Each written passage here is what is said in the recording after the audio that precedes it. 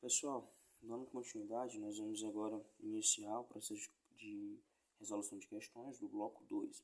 Tá bom? Questão 40. Veja os pontos P, Q e R representados no plano cartesiano abaixo. Para formar um triângulo, deve-se unir os pontos. Pessoal, vocês percebam o seguinte. Para que eu forme um triângulo nesse plano cartesiano, eu vou precisar unir esses pontos, né? O ponto R com o ponto Q. Eu formo um triângulo. Então, deve-se unir os pontos. Aí, o que nós vamos fazer? Nós vamos analisar quais são os pontos aqui.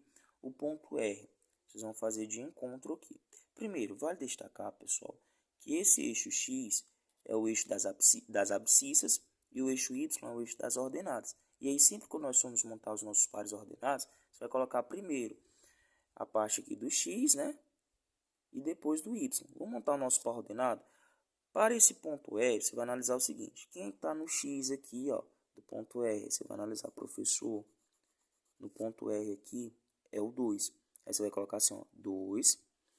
Qual é o outro número aqui, pessoal, para compor esse par ordenado? Do R aqui, ó, no eixo Y, é exatamente o menos 1. Então, isso aqui vai ser 2 e menos 1 é exatamente voltado, isso aqui, associado ao ponto R, tá? Então, vamos unir aí, o ponto R está relacionado aqui a 2 e menos 1. Aí, eu tenho que unir esse ponto, né, ao ponto Q para formar o triângulo. Então, vamos ver quais são os elementos associados aqui. Sempre primeiro é o X, depois o Y. Ó, sempre primeiro é X, depois Y. Vamos analisar aqui. Vamos lá. Para o X aqui, ó, quem está associado ao X aqui, lá no ponto Q? Opa, professor, aqui é exatamente o 3. Aí você vai pôr assim, 3 no X, né? E no Y, professor. No Y, vamos dizer aqui, ó, vamos fazer aqui essa união, vamos ligar. Quem é que está associado aqui? É exatamente o 1. Ou seja, feito isso, nós vamos encontrar aqui o Q.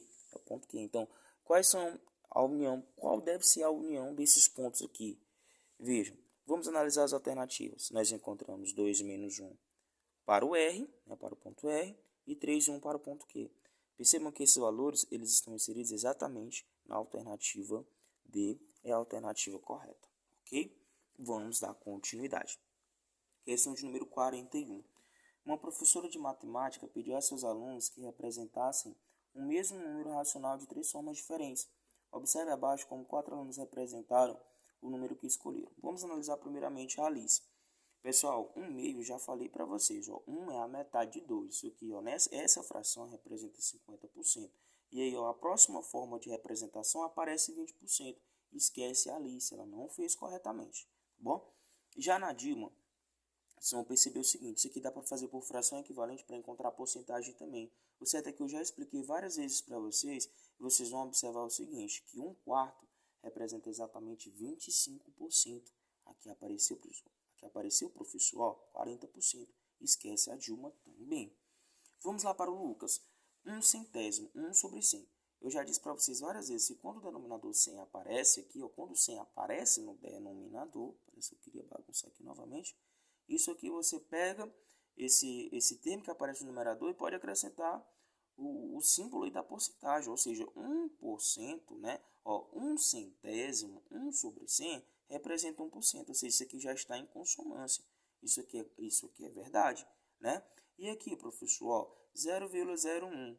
Isso aqui é exatamente 1/100. Pessoal, se você realizar aqui a sua divisão 1 por 100, se eu coloco 1, volta 2 casas decimais para a esquerda, você vai ficar com 0,01, que é exatamente 1/100. Ou seja, isso aqui é a coerência, tá tudo certo? Tá perfeito.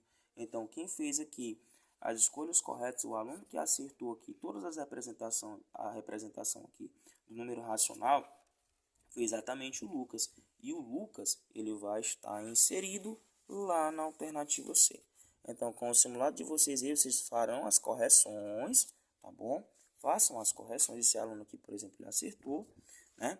E aí você vai fazer a correção e marcar aí a alternativa C. Na questão aí 42, nós vamos ser o seguinte, observe abaixo, né? Ou melhor, perdão, o desenho abaixo representa um prisma reto de base hexagonal. Olha, base hexagonal, ó, professor, vai ter aí exatamente essa figura, né? Vai ter hexagonal, 6 lados. Beleza, pessoal. Um polígono aí de, eu diria, de 6 lados. Aí, assim, O que é a planificação? É exatamente a questão da abertura, é como se fosse um recorte, você vai como se você fosse abrir, né, esse prisma, enfim. E aí você vai ver as figuras que foram formadas aí, né, essas figuras planas aí que foram, eu diria, formadas. Aí você vai observar o seguinte, ó, se essa base é hexagonal, você percebe aqui, ó, que você tem, ó, aqui, ó, 1, 2, 3, 4, 5, 6, ó, 6 lados. Aí aqui também vai ter 6 lados, ou seja, você vai ter 2 hexágonos nessa planificação. E esses quadriláteros, pessoal, você vai contar, ó, 1, 2, 3, 4, 5, 6. Opa, professor, 6 lados, se você for analisar, ó, 1, 2, 3, 4, 5, 6, 6 lados. Ou seja, você vai ter 6 quadriláteros, né? Dessa forma, pessoal, você analisa, ó, aqui aparece hexágono e aqui hexágono. Aqui você vai ter 6 quadriláteros. Logo, a planificação correta aí, a escolha mais inteligente para você nessa situação, acerca da planificação, vai ser exatamente a alternativa A. Na questão 42, aí vocês irão marcar a alternativa A. Tudo bem? Aí vocês vão só aguardar aqui que eu irei continuar esse vídeo. Dá para fazer outra questão. Beleza, pessoal? Vamos dar para fazer outra questão aqui.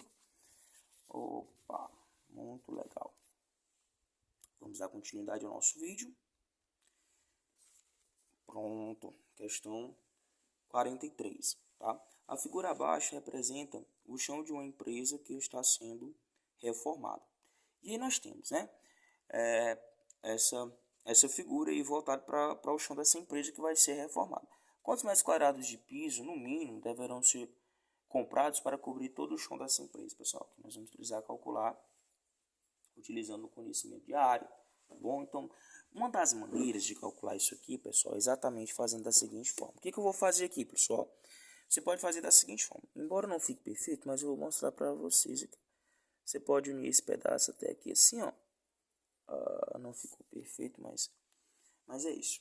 O certo é que, se você unir aqui, esse lado aqui da figura, pessoal, está formando aqui exatamente um retângulo. E como é que eu calculo a área de um retângulo mesmo? É exatamente a base vezes a altura, tá bom? Os dois lados. Calcula aí, multiplica os dois lados. Um deles é 50 metros e o outro é 20 metros. Então, ó, vamos calcular a área desse retângulo. Eu posso chamar de AR, a área do retângulo. É exatamente, ó, 20 metros vezes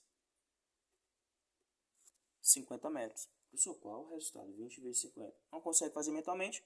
Faz aí no braço mesmo, faz o algoritmo usual. Mas só que eu expliquei aqui uma maneira de você fazer isso rapidamente, né? Você pega os dígitos diferentes de zero, multiplica, ó, 2 vezes 5 é 10. Esses zeros aqui que você não utilizou, acrescentou o resultado. Então, isso aqui, ó, 20 vezes 50 é exatamente 1000. Então, é 1000 metros quadrados.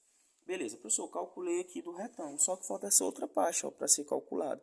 Que figura foi formada aqui, professor? Ora, nós temos aí um trapézio. Vamos calcular a área desse trapézio e depois nós vamos somar os dois valores. Pode ser?